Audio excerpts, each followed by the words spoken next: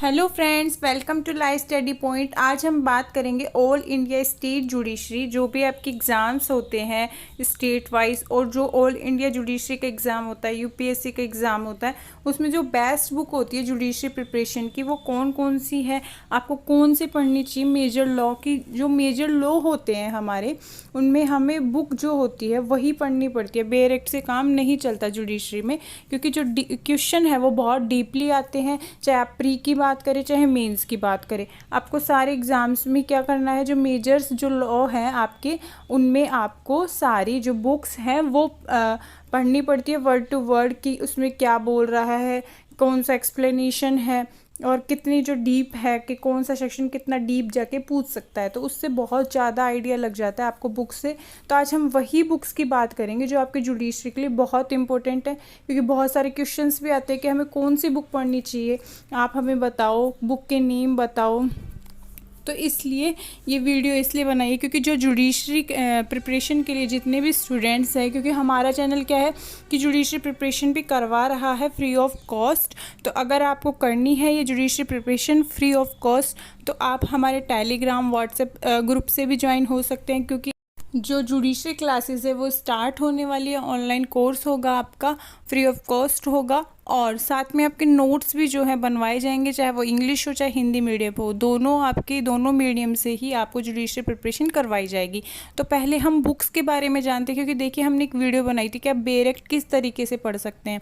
तो अगर आपको वो जानना है कि बेयर एक्ट को कैसे आप कवर कर सकते हो, कैसे पढ़ना होता है, तो आप हमारे डिस्क्रिप्शन बॉक्स में जाके वहाँ से लिंक मिल जाएगा आपको कि how to read bare act.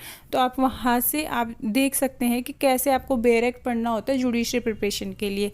तो आप वीडियो के लास्ट तक बने रहें, वीडियो को लाइक और शेयर भी करें, और चैनल को सब्सक्राइब भी ज़रूर करें।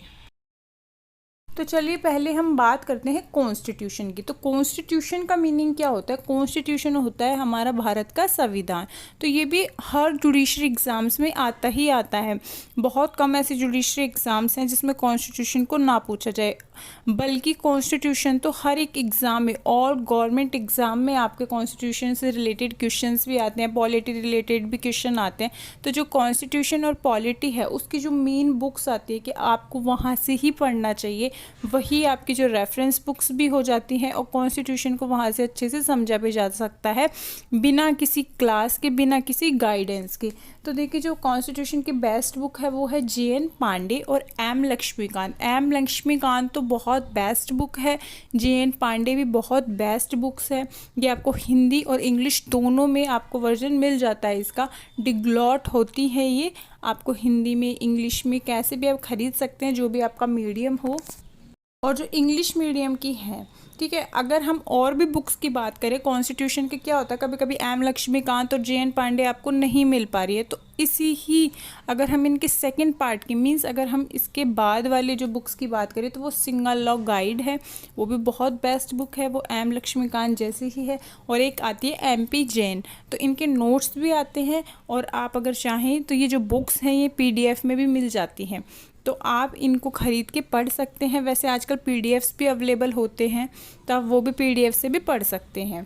तो ये जो 4 बुक्स हैं, JN Pandey, M Laxmikanth, single law guide और MP जैन, ये बहुत बेस्ट बुक्स हैं कॉन्स्टिट्यूशन के लिए। इसके अलावा ज़्यादा कोई ख़ास नहीं होती है, सबसे बेस्ट M लक्ष्मीकांत है, ठीक है। उसके बाद ये बाकी सारी हैं। फिर उसके बाद बात करें CPC की, तो CPC में जो बेस्ट बुक है वो CK टाकवानी की है, और एक आता है मुल्ला। ये दोनों बहुत बेस्ट बुक्स हैं। अगर हम इसी में सेम बात करें मुस्लिम लोग की, तो उसमें भी मुल्ला की बुक चलती है, ठीक है। हिंदू लोग की बात करें तो उसमें भी मुल्ला की बुक चलती है। तो बहुत बेस्ट है दोनों ही, CK टाकवानी और मुल्ला की बुक CPC के लिए बेस्ट है। ये हिंदी और इंग्लिश दोनों में आती है, तो आप दोनों को से ही पढ़ सकते हैं।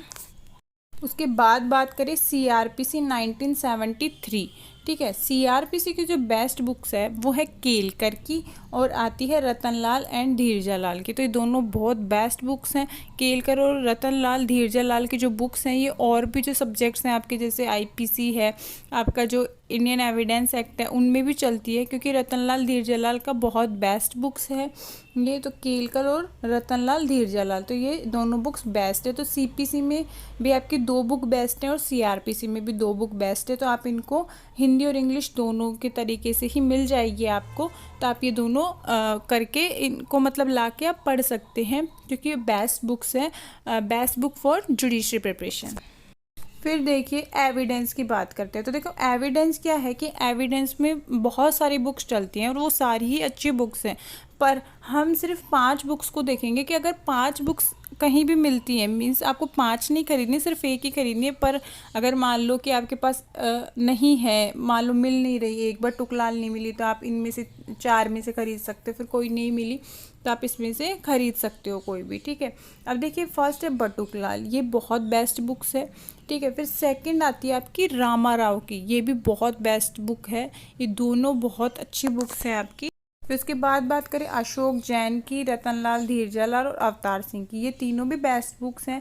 पर रामा राव और ये बटुकलाल की बहुत अच्छी बुक्स हैं, ये इंग्लिश में भी आती है, हिंदी में भी आती है। उसके बाद अगर हम बात करें रतनलाल धीरजलाल की, तो ये भी बहुत अच्छी बुक्स है। जैसे मैंने अभी आपको सीआरपीसी में भी बताया था कि रतनलाल धीरजलाल बहुत बेस्ट बुक है। अवतार सिंह की बात करें तो इसके पीडीएफ भी चलते हैं बुक्स के, तो आप वहाँ से भी पढ़ सकते हैं, और चाहे तो बुक भी आप खरीद सकते हैं।